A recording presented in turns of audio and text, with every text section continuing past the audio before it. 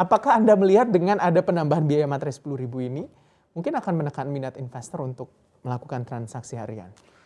Secara singkat sebenarnya tidak ya, tapi kalau mau kita breakdown, sebenarnya setiap transaksi untuk pembelian saham kan ada buat broker, komisi broker itu sekitar 0,08%, terus ada biaya transaksi, LIFI yaitu yang dibayarkan ke BEI, ke SEI itu 0,04%, terus yang tetap juga ada value added tax, PPN ya, pajak pertambahan nilai itu 0,03%.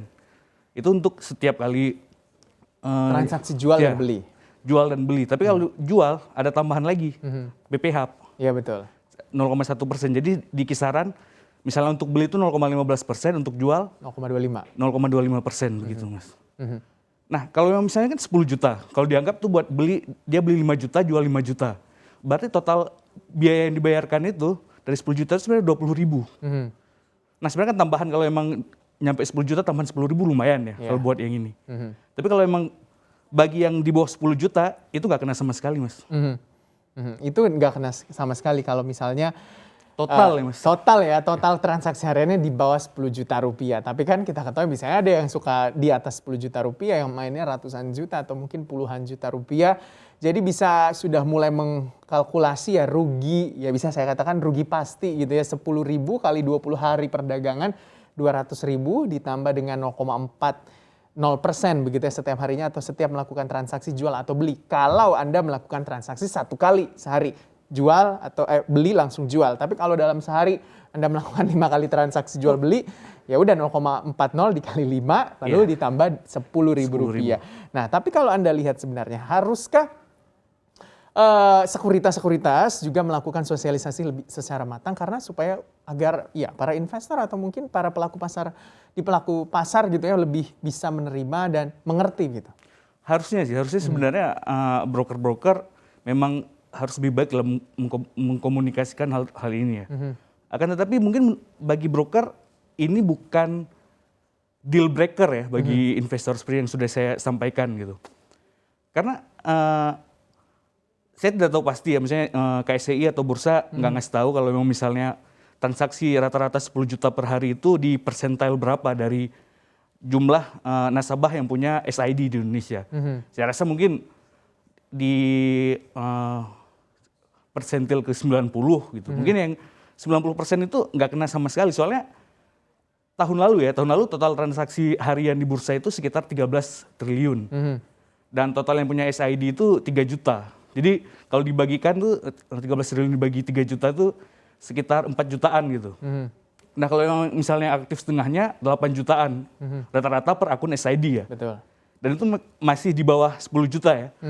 Dan saya rasa memang yang besar-besar itu kan yang dari institusi atau yang dari pedagang kakap ya. Investor-investor retail kecil tuh mungkin kebanyakan memang di bawah 10 juta. Iya, tapi kalau menurut kita lihat juga beberapa mungkin pelaku pasar yang saya tahu juga kan mungkin ya dengan walaupun statusnya sebagai retail tapi nilai transaksinya juga cukup jumbo setiap harinya. Nah ini juga mungkin menjadi salah satu pertimbangan begitu. Nah yang jadi pertanyaan juga haruskah memang trade confirmation ini dikirim setiap hari atau mungkin ya akumulasi 1 bulan baru dikirimin trade confirmation-nya?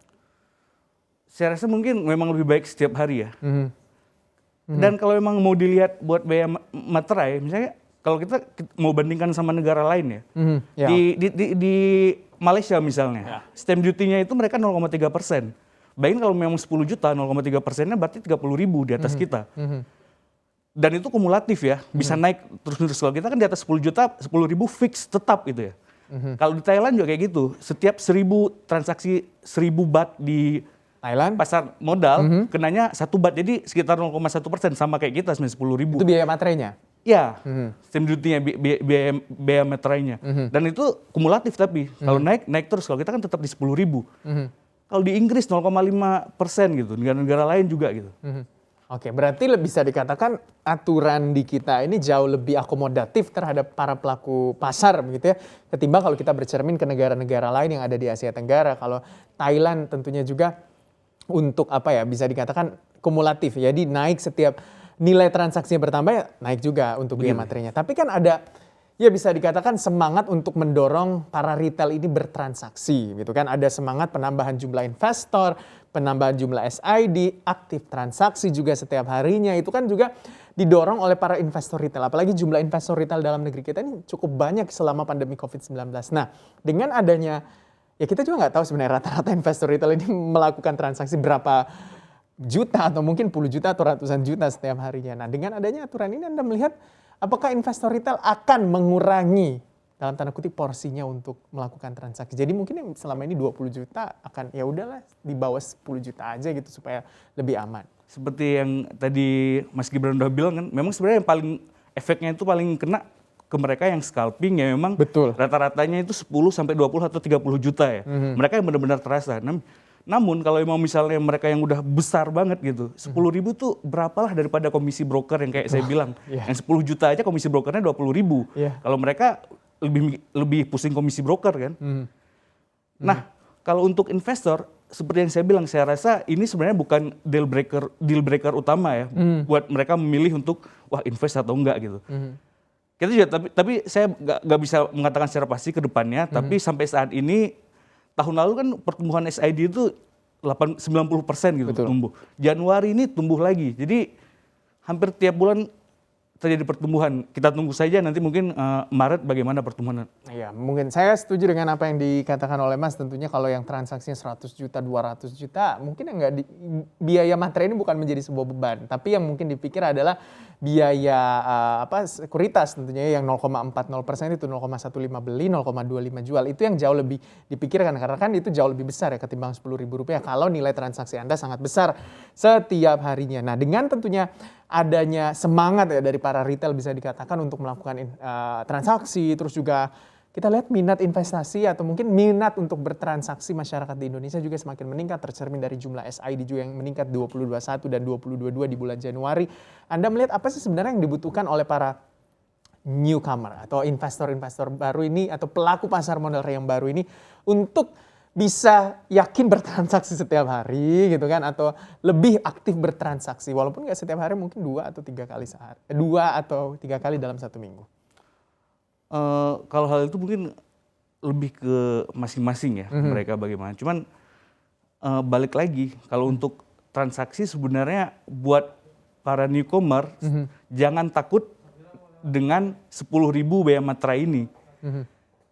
Kemungkinan besar Anda tidak bakal terdampak langsung, dan kalau memang terdampak, kalau memang transaksi besar nggak terlalu bermasalah. Iya, saya rasa saya cuma ingin mengingatkan para investor ya, jangan sampai takut gara-gara ada masalah biaya materai 10.000 padahal iya, bukan.